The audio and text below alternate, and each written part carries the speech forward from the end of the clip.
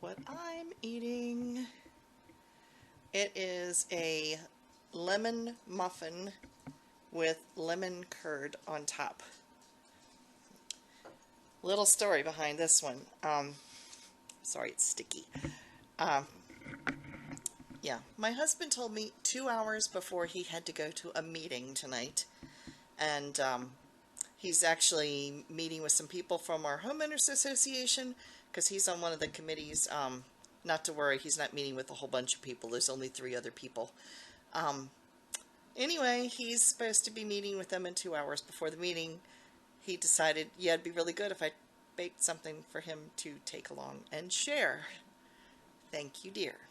Anyway, yeah. So the advanced cook that I am, and I know, yes, laughter is ensuing right now because you guys know me and cooking. Anyway, I opened up the package, made it from scratch, I mean, and my cookies, they were supposed to be lemon cookies, and somehow or other they ended up a little runny. I think a little too much butter might have been put in. Not real butter, like the margarine, the fake butter type. Anyway, yeah, put that in. They were too runny, and I tried to rescue them, so I dumped them into a muffin tin. They actually taste really good. They turned out perfectly fine, but I wasn't too sure since he didn't follow the directions real well. But anyway, they are done, and he took most of them with him. There's a couple of them left here at home, so I'm sacrificing and nibbling on the muffin. So anyway, yeah, 2 hours notice. I did ask him this morning if he wanted something, and I got no response till 2 hours before, when I was in the middle of filming this past week's podcast and doing a whole bunch of other crazy things that had to get taken care of with work. Yeah, anyway, it's all done, it's all good, and it's a good thing I had lots of caffeine today. So, if you watch Saturday's video, this is filmed on Saturday, or yeah, if you're watching Saturday's video, I filmed it on Thursday, which was this morning, and I'm still loaded with the caffeine, so it's a good thing I drank that much tea this morning, because I've been super busy today. So, yeah, I'm getting ready for a Bible study online, and I'm having a Zoom cyber knitting night with Kim and Laureen and Rachel later on. So anyway, this is Thursday night.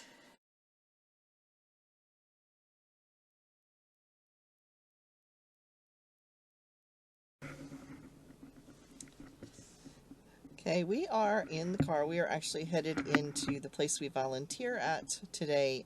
Probably nobody will be in the building, and we're in our own separate office anyway, to process some newsletters for missionaries. And so we stopped at Subway to pick up subs for lunch to take in there with us. And I do have to laugh because I made Dave a mask last night out of flannel, so it's a manly mask. And he didn't want a mask like mine, which is flowers. Don't know why, but anyway, made him a manly mask out of flannel, and he put it on, and it fit him okay, but then he was just like, he had it hanging around the bottom part of his face here, and it was making his ears stick out. He looked like Dopey the elf. It was, I guess, or maybe Doc. Maybe it was Doc. One of the 7 dwarves. That's what he looked like, because the flannel looked like a beard. It looked like a little Amish beard going across, and his ears were sticking out. So I was teasing him about looking like an elf this morning. So anyway, my elf is in getting the subs.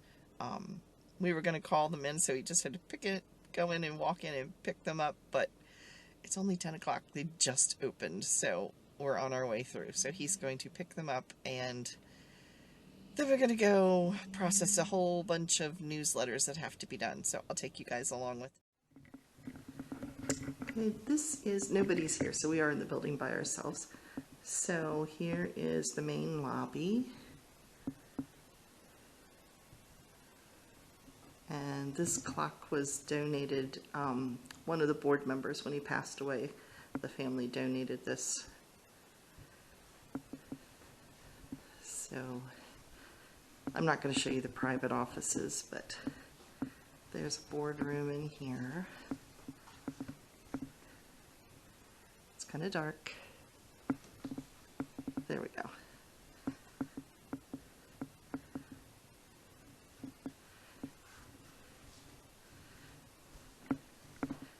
And then there's a production room in here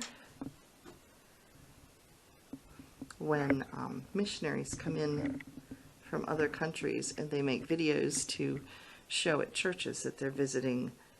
This is where they do some of the filming for it.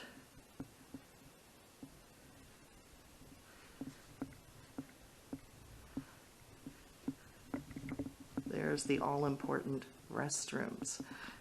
And then down there's the mail room, which I'll take you back and show you.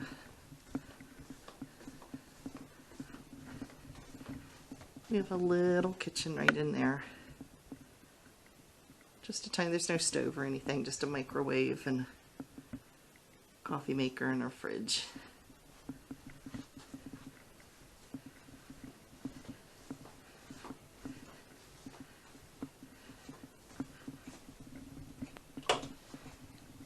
And here is the mail room where there's all the bins that we'll be using later today once we get all the mail done. And that's the table that we work at when we're processing the letters and either putting tabs on them or getting them sealed. And over here, this is a folding machine because the newsletters come like a regular size sheet of paper and they have to be folded in thirds. And so this machine does it automatically, which is a good thing because sometimes we are folding several hundred newsletters at a time. So it's really noisy, but it makes work a lot faster.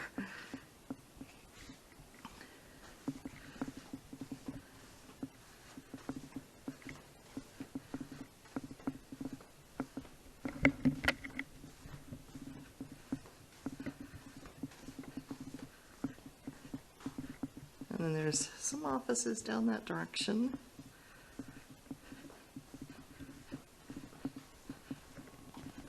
And all along in here are some offices.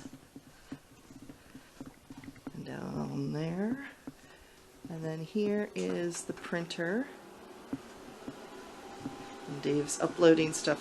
So it's starting now to print the newsletters. And then that's a postal machine which actually puts the postage on them and seals them if we're doing envelopes, which today we actually are.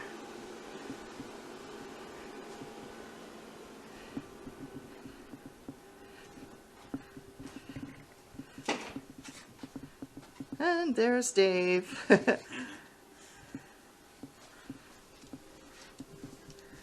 He's going over to check the first copy to make sure it looks okay.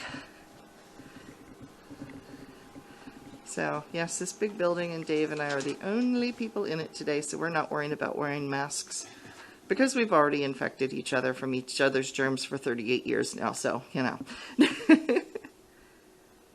So there he is, he's inspecting it to make sure it looks correct before he prints the rest. How many are you printing today? Let's see.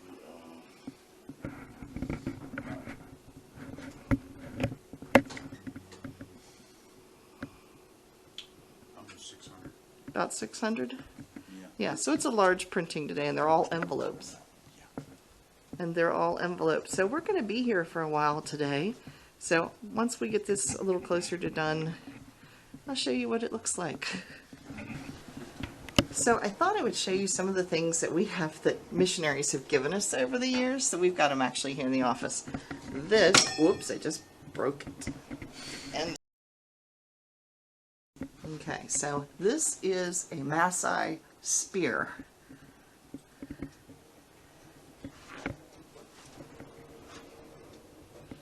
And then it has another point on that end.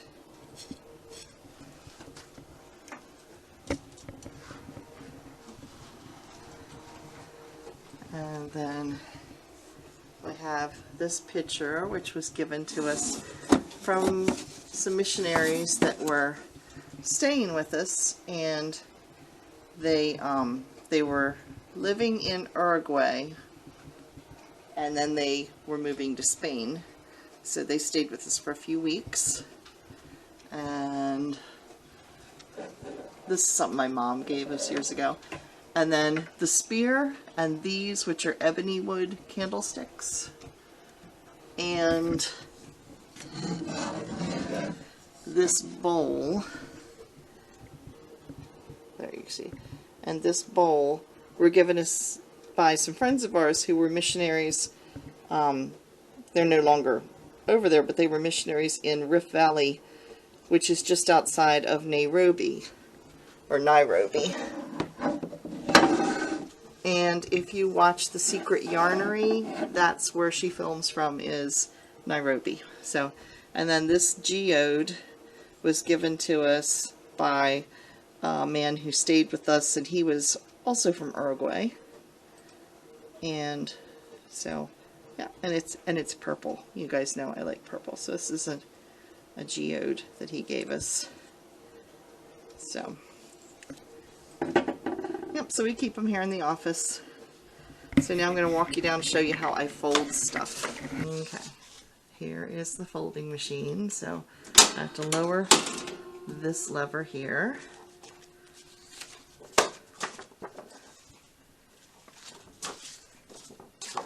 And then the newsletters go right in there. And then I push this button. It's going to be noisy for a second.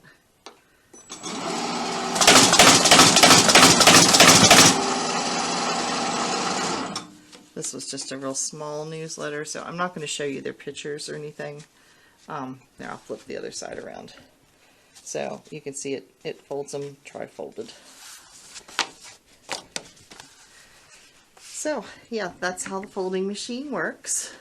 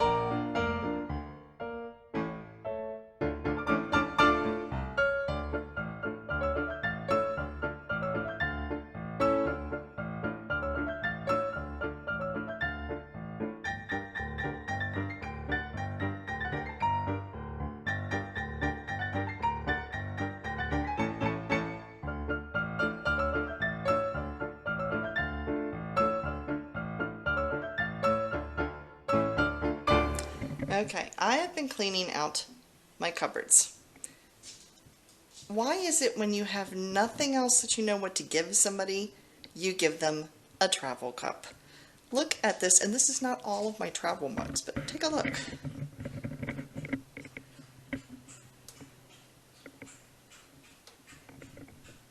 Yeah, and I've still got some other ones that we actually use that I'm keeping, so I won't show those.